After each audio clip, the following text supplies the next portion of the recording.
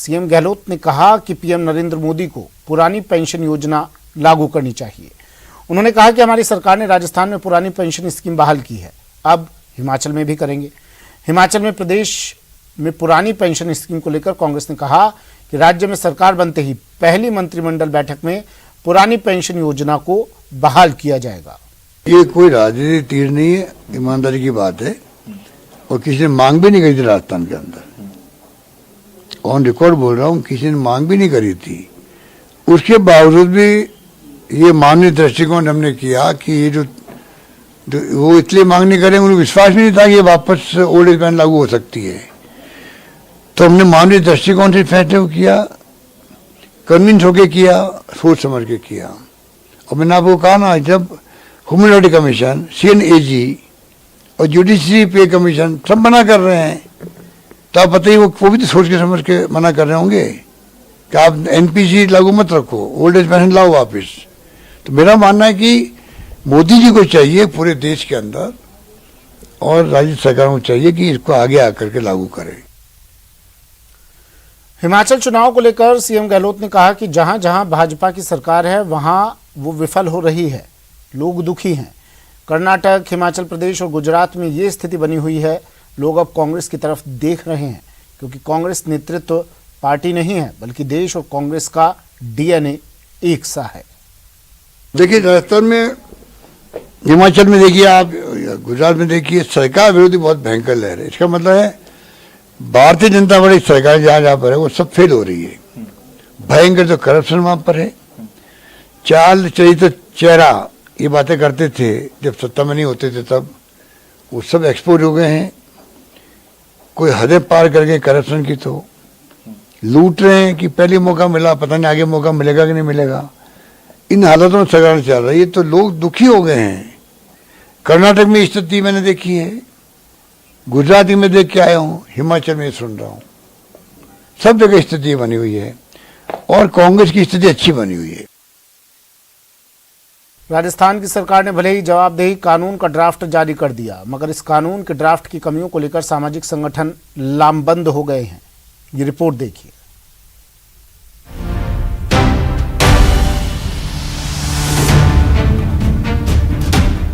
जवाबदेही कानून, ऐसा कानून जिससे सरकारी कारिंदों की जिम्मेदारी तय होगी। सरकारी कामों के लिए राजस्थान सरकार देगी गारंटी, जिसे लेकर ड्राफ्ट तैयार है और सरकार ने इस कानून के ड्राफ्ट को पब्लिक डोमेन में आपत्तियों के लिए जारी कर दिया है। लेकिन इस कानून को लेकर पिछले 12 सालों से संघर्ष कर रहे सामाजिक कार्यकर्ताओं ने इस कानून के ड्राफ्ट में कई कमियां बताई हैं।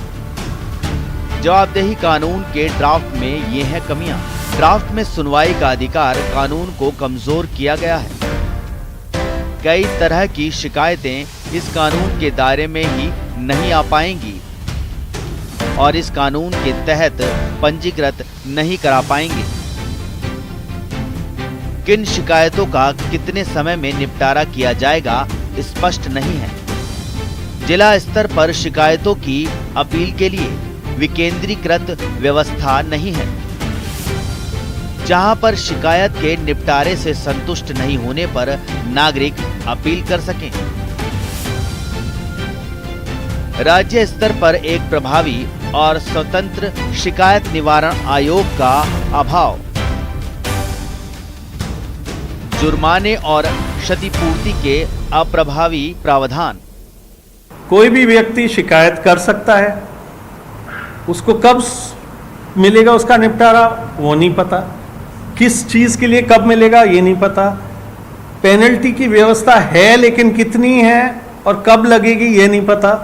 तो सारे चीज जो मुख्य है, जिसमें हम एक लाइन में कह सकते थे कि ये कानून, हमें ऐसा कानून चाहिए जो कोई भी शिकायतकर्ता को 1 महीने के अंदर उसकी शिकायत का सुनवाई करके जवाब मिल जाए लिखित रूप में कि यदि हाँ तो कब तक होगा, यदि ना तो क्यों नहीं होगा, और वो जवाब नहीं मिलने पर उस व्यवस्था के ऊपर पेनल्टी लगे, वो जांच करने वाली व्यवस्था। एक ही लाइन में ये होता तो पूरे राजस्थान की जनता को राहत मिलती, पूरे देश की जनता को राहत। तो पूरी तरह से पिछड़ी ना, एक तरफ ब्यूरोक्रेसी, एक तरफ सरकार है, 2 पैटर्न के बीच में साबित बचाने कोई दोनों पार्टन के बीच में सरकार, वो जनता जो उसके बीच में फंसी हुई है।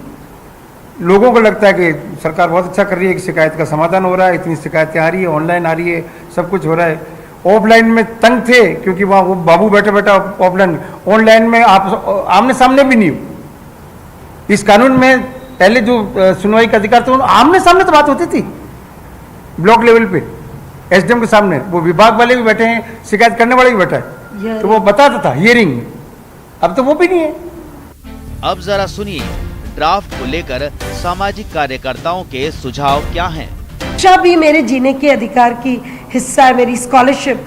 तो मुझे लगता है कि ये इस जिम्मेवारी से कतराना राजस्थान सरकार द्वारा स्पष्ट साबित करता है कि वो इस तरह की हमें शासकीय व्यवस्था, जवाबदेह शासकीय व्यवस्था नहीं देना चाहती है, पारदर्शी शासकीय व्यवस्था नहीं देना चाहती है और एक जिम्मेदारी लेने वाली शासकीय व्यवस्था नहीं देना चाहती है, ना शिकायतों का समाधान वाली व्यवस्था देना चाहती है। बहरहाल सामाजिक संगठनों के 12 साल के संघर्ष, धरने, प्रदर्शनों और कड़ी मेहनत के बाद इस कानून को लाने के लिए ड्राफ्ट भी सरकार लेकर आई है, मगर अभी भी कानून जनता को राहत देने वाला नहीं है और इसीलिए जवाबदेही कानून के लिए लंबी लड़ाई लड़ रहे सामाजिक संगठन सरकार को पुरजोर तरीके से कानून में जिम्मेदारी तय करने की डिमांड उठा रहे हैं।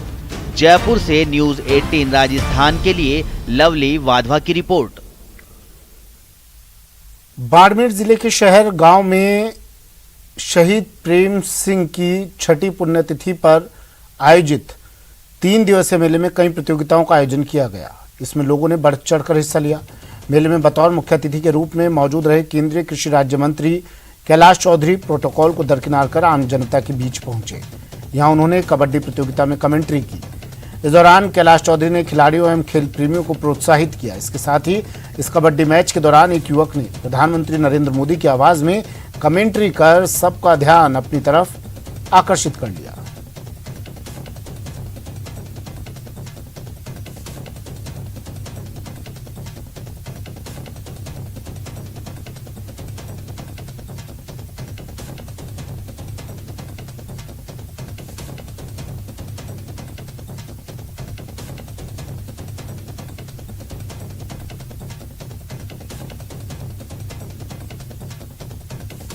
बाड़मेर से ये तस्वीरें देखिए। बढ़ते अगली खबर की ओर। भारत जोड़ो यात्रा को भारत तोड़ो यात्रा कहने वाले बीजेपी नेता राजेंद्र राठौड़ पर पीसीसी चीफ गोविंद सिंह डोटासरा ने पलटवार किया है। डोटासरा ने कहा कि राजेंद्र राठौड़ पहले ये बता दें कि पिछले 4 सालों में राजस्थान में जितने उपचुनाव हुए उनमें बीजेपी ने कितने चुनाव जीते। डोटासरा ने कहा कि उनके गृह जिले सरदार शहर में उपचुनाव है जिसमें भी जीत हासिल करके दिखाए हैं। उन्होंने दावा किया है कि उपचुनाव में जीत कांग्रेस की होगी।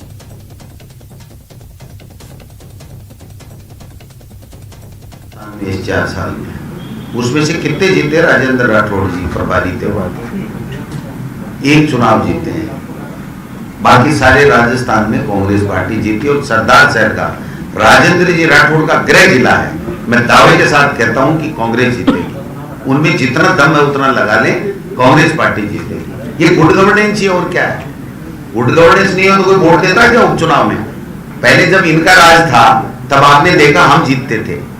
आज क्या स्थिति है? उल्टी स्थिति है।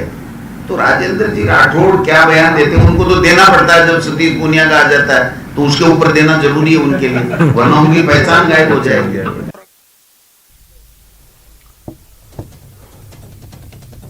बात ग्रेटर के घमासान की। नगर निगम ग्रेटर मेयर उपचुनाव कल सुबह।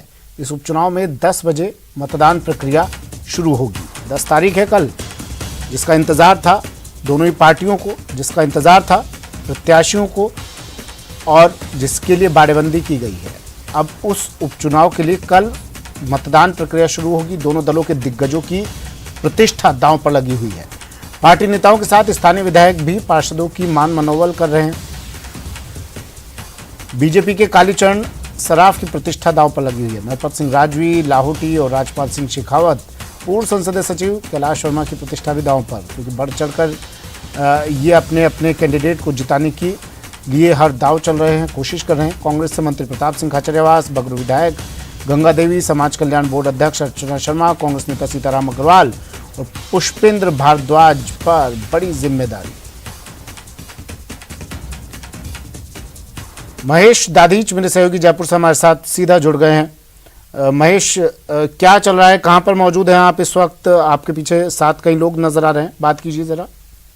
जी बिल्कुल,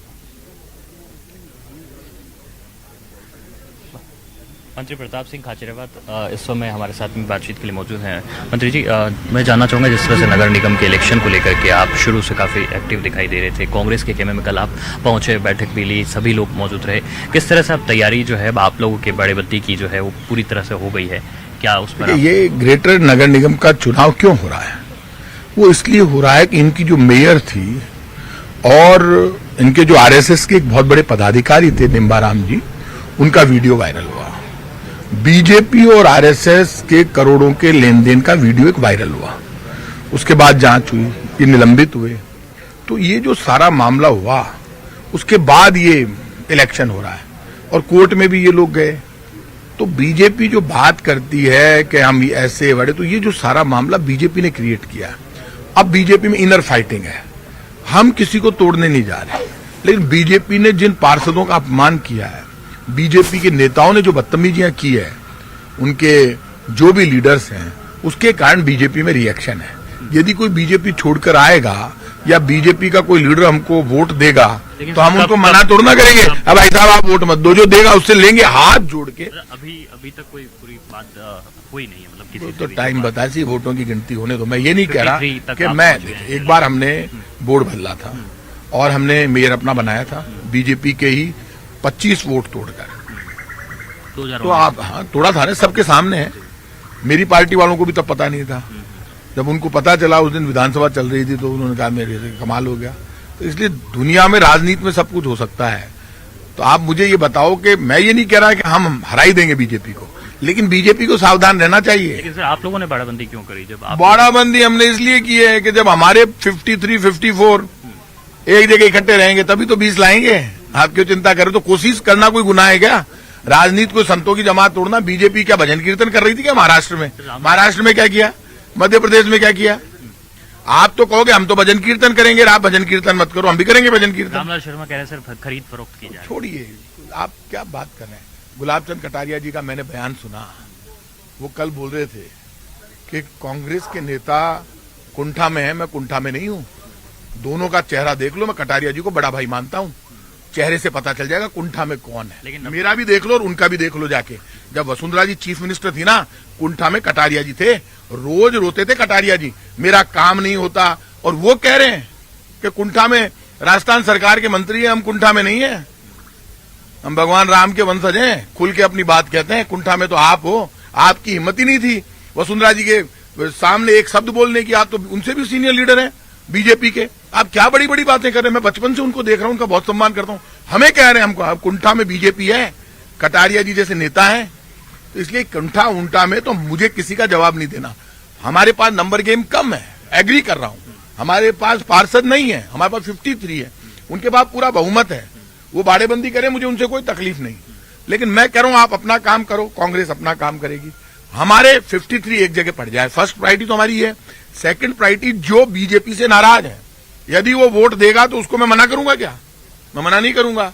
तो मैं, मेरे जो पार्षद साथी हैं वो देख रहे हैं, यदि कोई बीजेपी का आदमी हमें आके ज्वाइन करेगा या हमें वोट करेगा, उसका सम्मान करेंगे। दुनिया जानती है, एफर्ट्स कुछ दुनिया जानती है। मेरी माँ ने मुझे सिखाया कि जिंदगी में बेटा को एक बार कांटो काट दो तो भी कोई एहसान नहीं भूलनो।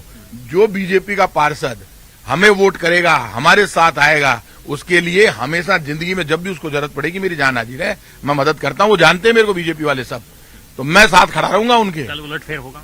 मैं उलटफेर तो वक्त बताएगा, वो मेरे हाथ में नहीं है। कहते हैं ना कि हानि लाभ यश अपयश जय पराजय सब विधि हाथ है, विधि सुदर्शन चक्र वाले के हाथ में। मैं भक्त कृष्ण का ही हूं, इसलिए आप मानकर चलना।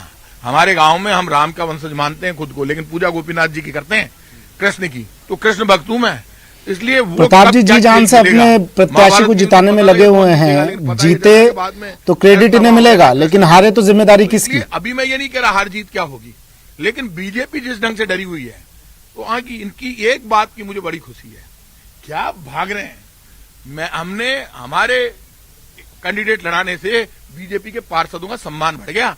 बीजेपी के पार्षदों को धक्के मार रहे थे कार्यालय में, बच्चों से नहीं मिलने दे रहे, दे धक्का तेरे जैसे, मतलब बीजेपी के नेता कहते थे तेरे भरोसे है क्या, मतलब इतनी बदतमीजी की है बीजेपी के पार्षदों से। का क्रेडिट होता तो फिर हारने की जिम्मेदारी। आप मेरी समझ भी नहीं रहे, मेरे पास तो वोट ही नहीं है भाई साहब, हारने की जिम्मेदारी क्या होगी, क्या जिम्मेदारी। प्रताप सिंह खाचरियावास के पास ग्रेटर में वोट नहीं है, हेरिटेज में वोट थे तो बना दिया ना मेयर। आप मुझे इस बात के लिए धन्यवाद दो, जयपुर में कोई भी बात होती है, कोई एक्टिवली, राजनीति इसी को कहते हैं, खाली स्पेस नहीं दिया जाता।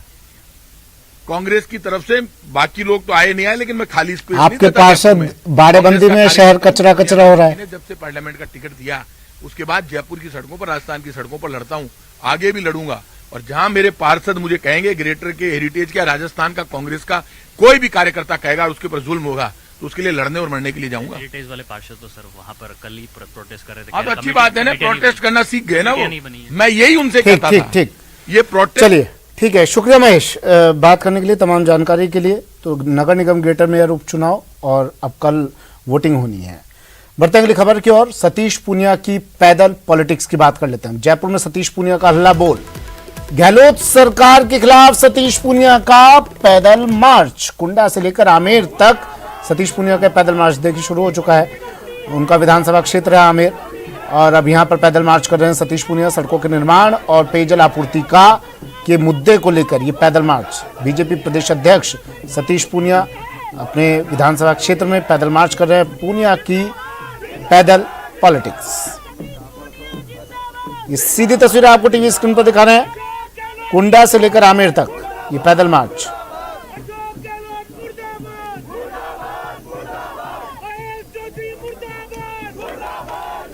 बदहाल सड़कों को ठीक करने की बात कर रहे हैं और बिजली पानी की आपूर्ति की बात कर रहे हैं। बाबूलाल मेरे सहयोगी हमारे साथ जुड़े हैं। बाबूलाल, क्या कह रहे हैं पूनिया जी?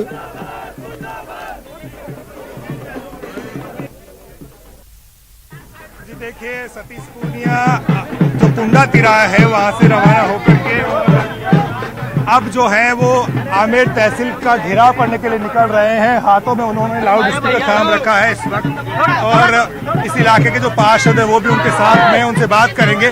पूनिया साहब, आपको आखिर क्यों उतरना पड़ा है सड़क के ऊपर? ये एक नमूना है कि विश्व का हर तीसरा पर्यटक आमेर में आता है, और यहाँ की जो मुख्य सड़क है आमेर की, इसमें खुद मुख्यमंत्री ने बजट घोषणा करी थी 2021 में। ये 2.5 किलोमीटर सड़क है जिसके लिए 1.5 करोड़ रुपया उन्होंने स्वीकृत किया था। उसके बाद 25/12/2021 को निगम ने, हमने चिट्ठी लिखी, 3/9/2022 को चिट्ठी लिखी, 295 जो हमारा विधानसभा में, मैंने उस पर आवाज उठाई। 13/9 को डीएलपी के डायरेक्टर को निगम ने चिट्ठी लिखी, और पीडब्ल्यूडी को निगम ने 30/9/2022 को चिट्ठी लिखी। यानी 5 बार मुखर तरीके से सरकारी विभागों ने भी इसके बारे में कहा। यदि मुख्यमंत्री की बजट घोषणा भी क्रियान्वित नहीं होती और आमेर के साथ भेदभाव होता हो, तो यही मजबूरी है कि हमें सड़क पर उतरना पड़ा इस सोती हुई सरकार को जगाने के लिए। ये इतना पुरातन कस्बा है कि हमने यहाँ पर बीसलपुर की पेयजल योजना, जिसको 2015 से शुरुआत हुई थी और आज 22 हो गया, अभी तक ठीक तरीके से लोगों को कनेक्शन नहीं मिले, पानी नहीं मिला। तो यहाँ सड़क और पेयजल, ये 2 बड़ी मांगे हैं कि जिसके आधार पर सरकार को, यहाँ जो पर्यटक आते हैं उनको सुविधा नहीं है, सफाई की कोई व्यवस्था नहीं है। आमेर का जो इंफ्रास्ट्रक्चर है वो सीधे सीधे कांग्रेस पार्टी, मैं तो सीधे आरोप लगाऊंगा कि जानबूझकर इस क्षेत्र के साथ, क्योंकि यहाँ भारतीय जनता पार्टी का विधायक है, केवल महज इसलिए जनता को उस बात के लिए वंचित होना पड़ रहा है। और इसके दोषी कोई हैं तो यहाँ के जो कांग्रेस पार्टी के मंत्री हैं, नुमाइंदे हैं, मुख्यमंत्री हैं। लगता क्या है आपको, कितनी तकलीफ उठा रहे हैं आमेर के लोग, और कितनी इम्पोर्टेंट सड़क है जिसके वजह से आज आपको मजबूर होकर सड़क पर आना ही पड़ा? हाँ, मुझे आना पड़ा, मेरी मजबूरी थी, क्योंकि मैं 5 बार सदास्यता से, विनम्रता से ये कह चुका था, उसके बाद उतरे। क्या अगर आपकी सुनवाई नहीं हुई तो आप ये आंदोलन कंटिन्यू करेंगे और उग्र आंदोलन पर मजबूर होना पड़ेगा आपको? हाँ, उसको आगे भी कोई आगे का जो कदम होगा वो भी उठाएंगे।